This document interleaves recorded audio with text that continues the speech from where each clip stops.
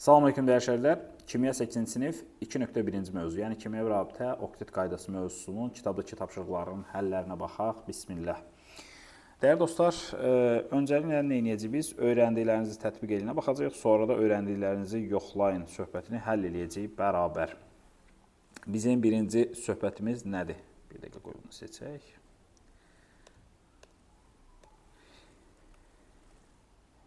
Bizə deyir ki, dövri cədvəldən istifadə eləməklə kalsium, hidrogen, bor, alüminium elementlərinin dublet qaydasına uyğun kimya stabilliyi qazanan atomlarını müəyyənləşdirməliyik. Mən dövri cədvəldən istifadə eləməyəcəm, amma siz istifadə edə bilərsiniz təbii ki. Baxın, dövri cədvəldə bilməli olduğumuz şeylər nədir? Nəcib qazlar, yəni 8A qrupunun və yaxud da 18-ci qrupunun elementləri hansılardır? Onlar heliumdur, neondur, argondur və kripton. Təbii ki, var bundan sonra da sadəcə bu qədəri lazımdır bizə. Helium 2 elektronu var və 2 protonu var. Neonda 10 proton, 10 elektron var. Sonra argonda 18, növbətçində 36 elektron və proton var. Dəyərli dostlar, birinci gəlin nəyi müəyyən eləyək? Dublet nədir, onu müəyyən eləyək. Deməli, dublet, baxın, neonun elektron konfiqurasiyasıdır. 1s2. Baxın, buna deyərlər dublet. Dublet.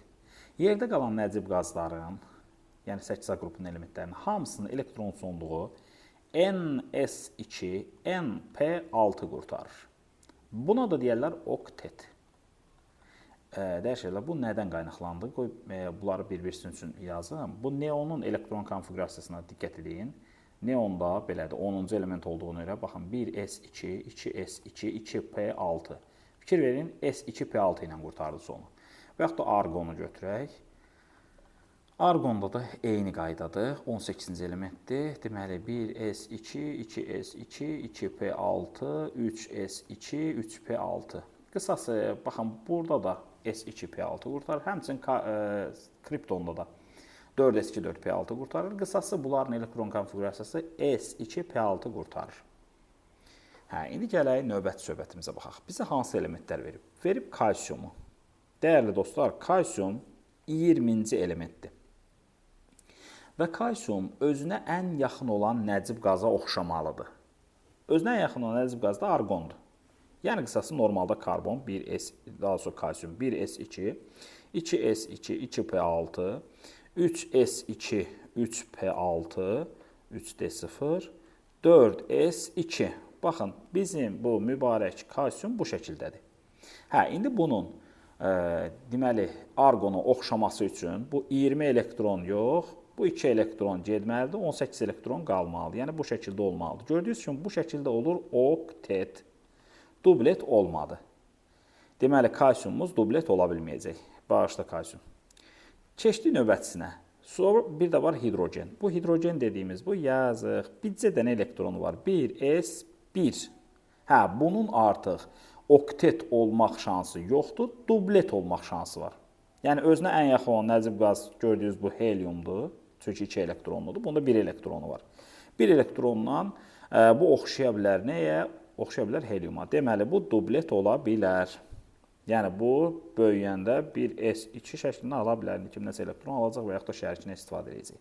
Sonra növbəti elementimiz, deməli, kalsium getdi, hidrogen getdi. Gəlir bor. Dəyərli dostlar, bor dediyimiz 5-ci elementdir. 1s2, 2s2, 2p üstündə 1.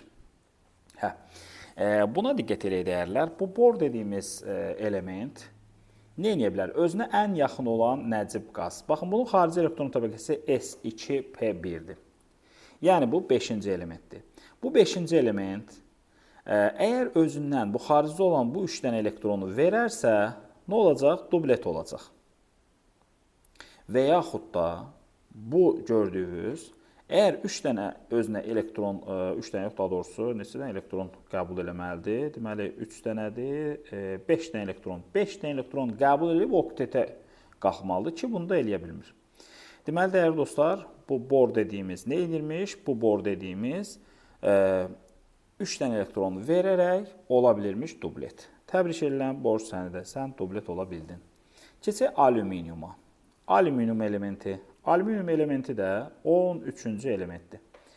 1s2, 2s2, 2p6, 3s2, 3p1. Dəyərli dostlar, bu gördüyümüz element 13-cü elementdir. Özünə ən yaxın olan nəcib qazda 10-cu element olur. Baxın, 13 10-a daha yaxındır. Nə edəcək? Bu 3-dən elektrondan imtina eləyəcək, nəcib qaza oxşayacaq. Hə, onda nə olacaq bu? Baxın, aşağıdakı təbəqəyə fikir verin. 8 elektronlu vuruş oldu. Yəni, oldu oktet. Dəyərli dostlar, bu dublet ola bilmədi. Bu da getdi. Deməli, belə çıxırmış. Hidrogen və bor ola bilərmiş. Alüminiumdur, kalsiyumdur, bu ola bilməzmiş. Keçək ikinci sualımıza dəyərlər. İkinci sualımızda bizə nə söyləyir? Deyir ki, bunu bir daha seçək. Bizə deyir ki, bəs natrium ionu ilə neon atomunun oxşar və fərqli cəhətlərini müəyyən eləyin. Dəyərli dostlar, natrium ionu, natrium 11-ci elementdir. Üstündə müsbət bir nə deməkdir? O deməkdir ki, bu bir dənə elektron veribdir. Yəni, bunun elektron sayı olub 10 dənə. Neon elementinə baxırıq. Dəyərli dostlar, neon elementi 10 elektronludur və 10 protonludur. Deməli, bunlar arasında oxşar xüsusiyyət deyirsə, hər ikisi 10 elektrona sahibdir. Fərqli xüsusiyyətsə, birində 11 proton var, birində də 10 proton var. Əslində, en qədər oxşar fərqli xüsusiyyət var. Sadəcə olaraq mənə gəlir ki, bu kitabımızda məhz bunu istəyib bizdən, yəni başqa əlavə bir şey istəməyib bizdən. Keçək üçüncü sualımıza. Üçüncü sualımızda bizə nə deyir? Burada yerimiz var. Deməli, oktet qaydasında elementlərin metallıq və qeyri-metallıq xassələrini əlaqələndirin. Dəyərli dostlar, belə bir şey var. Elementin metallıq xassəsi deyəndə nə başa düşüləcək? Elementin elektron vermə qabiliyyəti başa düşüləcək. Bəs elementin qeyri-metallıq qabiliyyəti deyəndə nə başa düşüləcək? Qeyri-metallıq deyəndə elementin elektron alma qabiliyyəti başa düşüləcək. Dəyərli dostlar, oktet qaydasına uymaq üçün deməli, metallar elektron verərək bu hala düşürlər, qeyri-metallarsa elektron alaraq və yaxud da şərikinə istifadə edərək bu hala düşürlər. Deməli, oktet qaydası bilavasitə elementin metallıq və qeyri-metallıq xassəsini müəyyən etdi. Sonra dahası və gəlin belə eləyək də, bizə deyib ki, cavabınızı natrium və xlor misalında izah eləyin. Gəlin, onu da izah eləyək. Dəyərli dostlar, bizim natriumumuz 11-ci elementdir, xlorumuz da 17-ci elementdir. Nəcib qazları bir daha yazıram. Deməli, helium 2-ci elementimiz, neon 10-cu elementimizdir, argon 18-ci elementimizdir. Baxın, natrium özünə ən yaxın olan nəcib qaza oxşamaq istəyər, yəni neona oxşamaq istəyər. Onun üçün nə edəcək? Bir dənə elektron verməlidir. Xlorsa özünə ən yaxın olan nəcib qazı, yəni argona oxşamaq istəyəcək və onun üçün də bir elektron almalıdır. Baxın, elektron vermə qabiliyyəti. Bunun metallığını müəyyən etdi, elektron alma qabiliyyəti bunun qeyri-metallığını müəyyən etdi.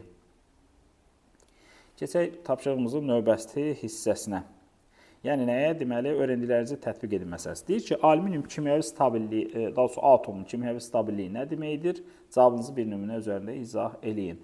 Dəyərli dostlar, atomun kimyəvi stabilliyi odur ki, atom xarici elektron təbəqəsini özünə ən yaxın olan nəcib qazın elektron təbəqəsinə oxşadarkən daha stabil formada olur. Yəni, məsələn, elə alüminium adını çəkmişkən, bu alüminium mübarək element, 13-cü element. Nəcib qazları bir daha yazıram. Deməli, helium oldu 2-ci elementimiz, neon oldu 10-cu elementimiz, argon oldu 18-ci elementimiz. Dəyərli dostlar, bu özünə ən yaxın olan nəcib qaz, yəni neona oxşamaq istəyir. Neona oxşamaq üçün də bu nə edəcək? 3 dənə elektronundan vaz keçəcək. Yəni, olurdu 1s2, 2s2, 2p6, 3s2, 3p1 şəklində olurdu.